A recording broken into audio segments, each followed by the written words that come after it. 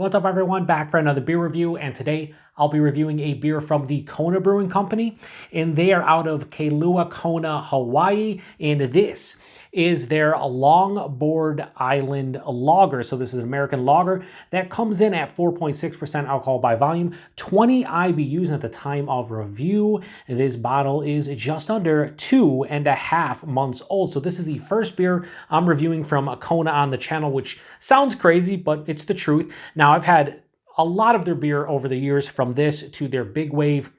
Is it their Fire Rock Pale Ale? I think it's Fire Rock Pale Ale, their Pipeline Porter, and my personal favorite, their Cocoa Brown Ale, which is basically American brown ale with coconut in it. So I saw this one relatively fresh, wanted to give it a go because I haven't had it in many years, and I'm hoping that I'll review some more this year, especially that Cocoa Brown Ale. I remember really enjoying it and being my favorite from them. So they have actually a little spiel here, which we'll read actually before I crack it open. It says, "Ride a wave of crisp refreshment that is as smooth as the surf break at iconic Waikiki Beach. So chill. You'll want to come back again and again. Paradise is just a sip away. One life," right? And yeah, so I just want to read that. No real reason other than I want to read it. Anyway, I haven't had this beer, like I said, in a very long time, and I just cracked it. It has a little bit of skunkiness, and it's in a brown bottle, so that's interesting. And we'll give it a pour here.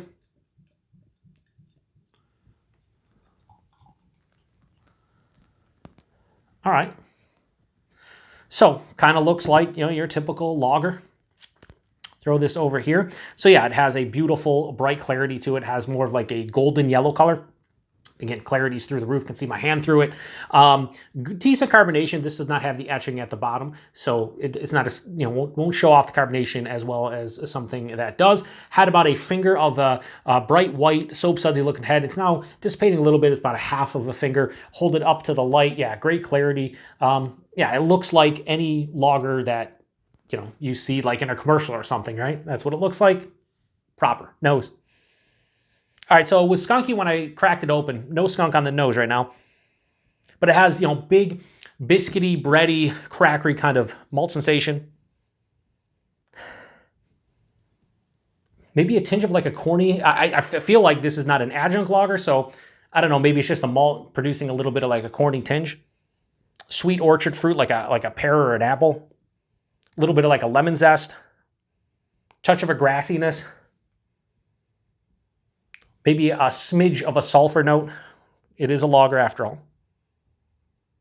Yeah, I mean, it smells kind of, what the style would dictate. It smells like it's going to be quite refreshing.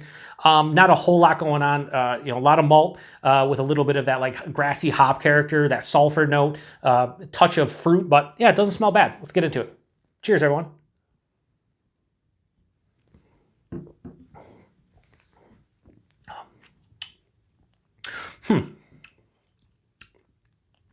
It's not bad in the least, but it reminds me of a lot of American adjunct lagers that I've been drinking over the past year or so with the Macro Monday and just, doing other reviews and whatnot. Buying this is nice for 4.6. This is like medium body. The mouthfeel is really nice. There's a little bit more heft to it. The body, the mouthfeel itself, it's crisp. This is a clean beer. The carbonation, again, is more moderate than anything. There's a smoothness to it. Body and mouthfeel are really nice. Maybe the best part about this beer, based on what I've drank so far.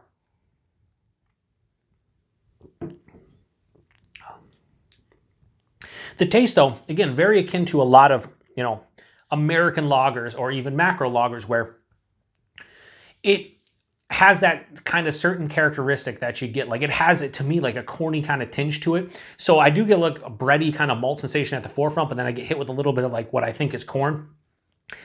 That hits me right at the forefront, dives underneath the palate. A touch of that orchard fruit, more of like an apple than anything, maybe even like the skin of an apple. There's a little underlying lemon zest, like a lemon feel as a whole.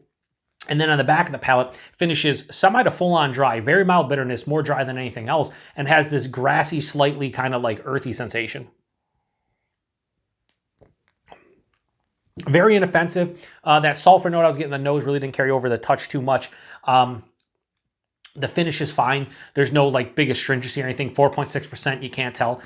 It's nice, but it's nice for, again, being a macro lager and something I wouldn't have to sit down here and think about. And again, I guess, I don't know who they're exactly owned by now, probably a big conglomerate, because they are brewed in Fort Collins, Colorado, Portsmouth, New Hampshire, and Portland, Oregon. I know they've been bought a couple times, and I don't know, and this is another thing, because I haven't had this beer in so many years, and I don't really remember what I thought about it. I don't remember this beer tasting very macro-esque, but right now it tastes very macro-esque to me.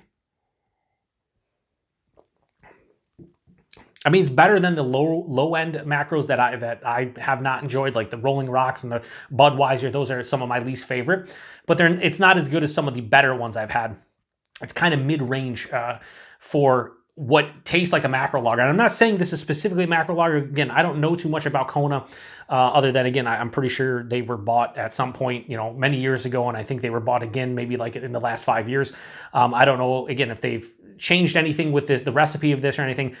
It just, I mean, if I was doing this blind, if I'm 100% honest with you, if I was doing this blind as a whodunit / mystery beer, I would think somebody sent me a macro lager, just like a regular American adjunct lager, and I would probably guess something like that, because that's kind of what it tastes like in my glass. And that's not necessarily a bad thing, but price point and everything for this one, I probably wouldn't circle back to it because of that. So, got to be honest with the rating here. Longboard Island Lager, is it a bad beer? It is not. It is very akin to many of the cheaper macro lagers I've had. And that's not necessarily a bad thing, but when we talk about price and availability, you'll see why maybe I wouldn't circle back to this one. Anyway, I'm going to give this one right here, I'm going to give it a low 3.25 and go 3.2. Best I can do. I was hoping that it was a little bit more flavorful overall and had, something unique about it. Again, it's drinkable, it's refreshing, but I don't know. It's just, to me, like an average beer. And I would do Coast right now if I wasn't showing you the label of this. Anyway, throw this over here. Here's where, again, price point comes into play. I think these are between $9 to $10 for a 6-pack, and I think 12 packs are in that $16 to $18 range. I would, for me personally, I'd rather have a Genesee Cream Ale or something like that, where I would pay, and the price I would pay for a 6-pack is I could get a 12-pack of that, and it's local to me and it's easy to find and everything. And that's just one example, but that's kind of where the price point goes sideways. I'm paying almost as much for this as I am for Modelo Negra or Sam Adams Boston Lager, a buck or two less. No, I'd much rather have those beers. So again, it's personal preference. Somebody might come to this review and be like, I love this beer, and I would pay that price all the time. And beer is subjective, and that's fine. But for me, I wouldn't return to that beer for the price point that I paid. And availability, I don't know about Kona. I'm sure they have a beer finder on their website because they are a bigger brewery at this point. It's harder to find their stuff here fresh here in the Buffalo, New York area. I was able to find, a bottle of this relatively fresh. I mostly see this in Big Wave. Occasionally I'll see the Cocoa Brown Ale. But outside of that, you don't see a ton of their stuff outside of the Big Wave in this. So yeah, anyway, I'll be honest with you, I'm a bit disappointed because I remember this one being a bit better. Maybe that was the case. Maybe my palate was, different back, when I first had this one, it had to be 10 plus years ago. But I haven't had this one in a very long time, and it's just, whatever. It's fine. It's a beer. I'll drink the rest of it. I'm not going to hate my life. Anyway, if you've had this one before, post a comment section. Let me know what you think about this one. Let me know what you think about their Big Wave. They'll probably be the next one I grab, or again, the Cocoa Brown Ale. And hopefully both of those are better than this one. Appreciate it. To the next one. Cheers.